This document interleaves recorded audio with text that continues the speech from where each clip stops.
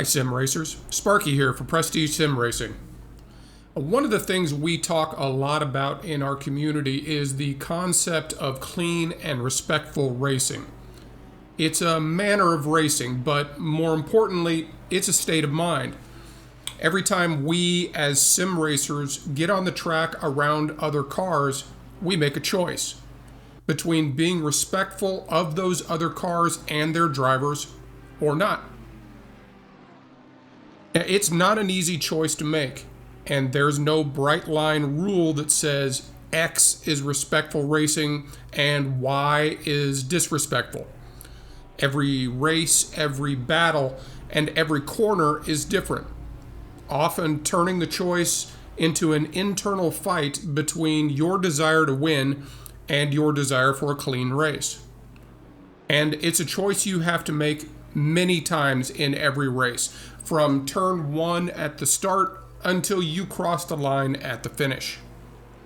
It's easy to spot someone who has little to no regard for clean and respectful racing. They're the ones who consistently dive bomb T1 and take out other drivers. You'll find hundreds of examples of disrespectful driving all over YouTube. What's much harder to find are examples of a sim racer doing it absolutely right, pushing hard and fighting for position, but always erring on the side of respect rather than aggression. I'm about to show you one of those examples.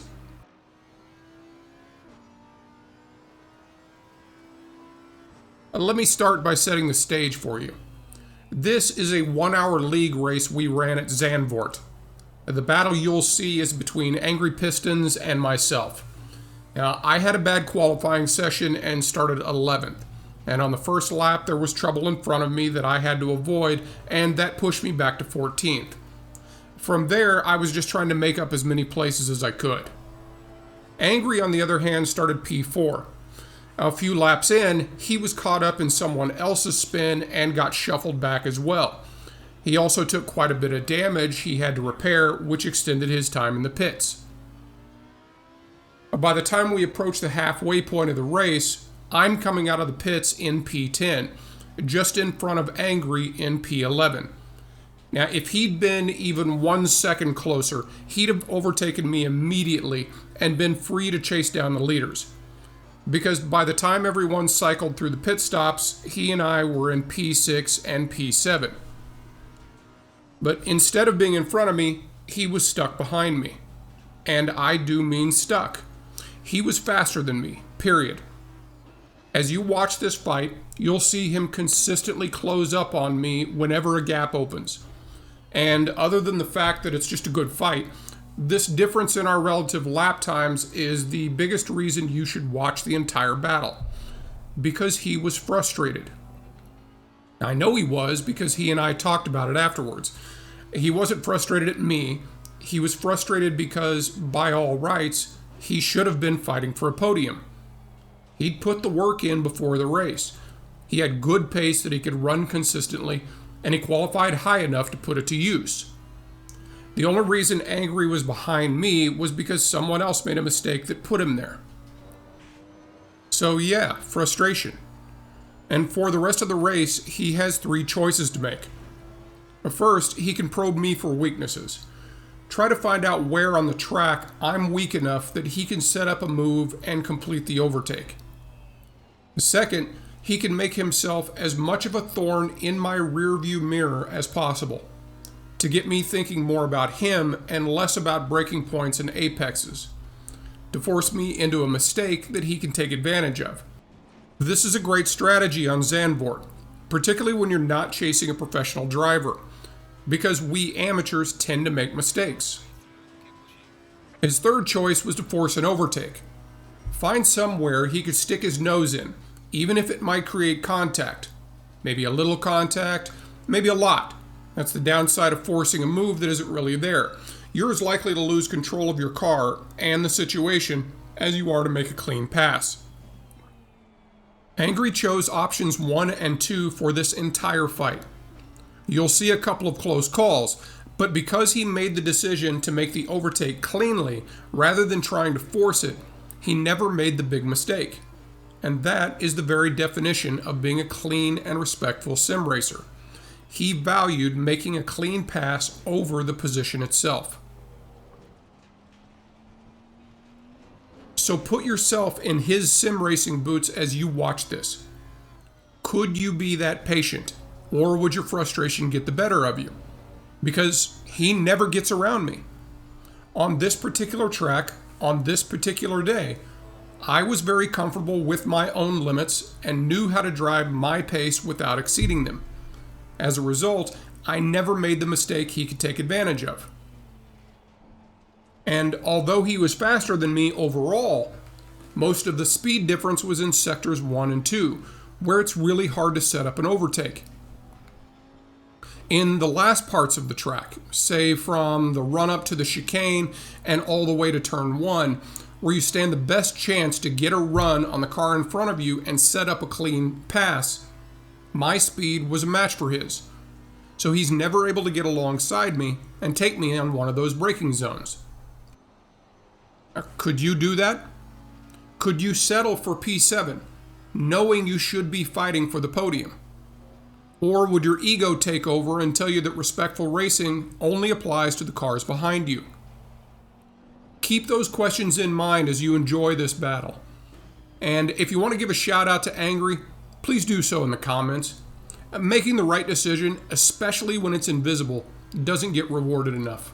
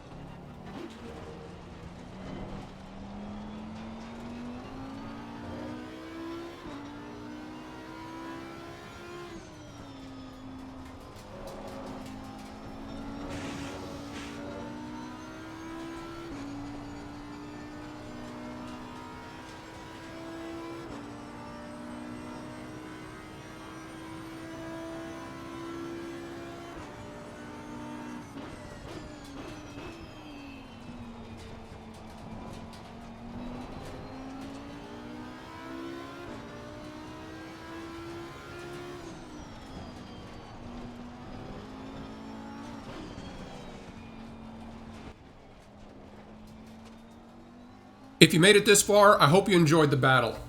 I'm stopping the video with about 5 minutes left in the race. At that point, I opened up just enough of a gap that Angry wasn't able to close on me again, so the fight was essentially over. Thanks for sticking all the way through, though. If you want to race cleanly and respectfully like this, come join us on Discord. I'll have the link in the description below. Take care, everybody.